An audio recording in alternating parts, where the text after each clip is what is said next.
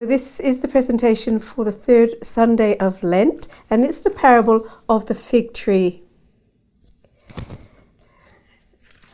There is a doctrinal reference here for the catechism. It's not the fig tree of Jesus passing by the fig tree on his way to Jerusalem. It's the other one. It's the one of the fig tree that is growing in a vineyard. And there's a bit of an explanation there, loosely built on something that Pope Francis recently said about that. And it's there in the doctrine points for you to read. The materials, very simple this time. Image of the parable of the fig tree is it, because there is no diorama for this one.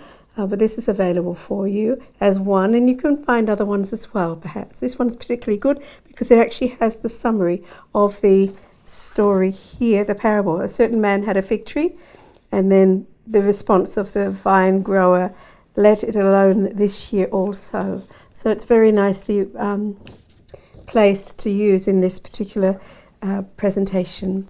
And this is how it goes. The words to know here are the vineyard. That's a place where vines are grown and grapes are grown. Consequently, the master of the vineyard is the one who is the owner of the vineyard.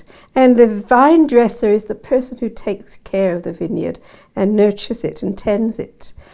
A fig tree is not a vine, obviously. It's a fig tree, and a fig tree that in this case is growing in the middle of the vineyard, and it's quite a delicious fruit. And the word barren, and that means not being able to give or not giving any fruit. So they're important things to know about today in our reading.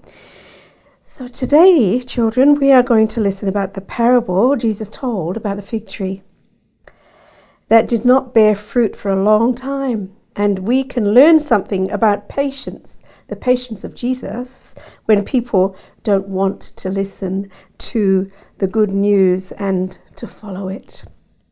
So here is an image of the fig tree parable that we're going to look at today, and it'll be up there so you can have a look at it just behind me. That's probably where it'll be. And let's light our candle.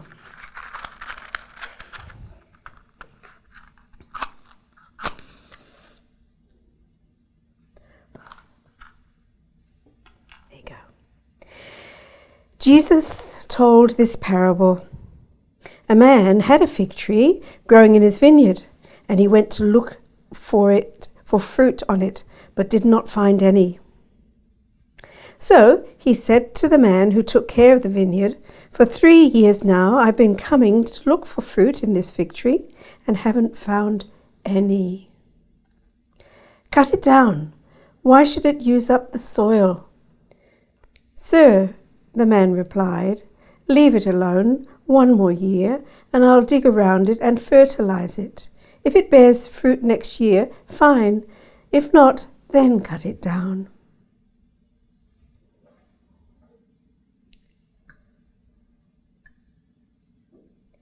I wonder who the owner of the vineyard might represent.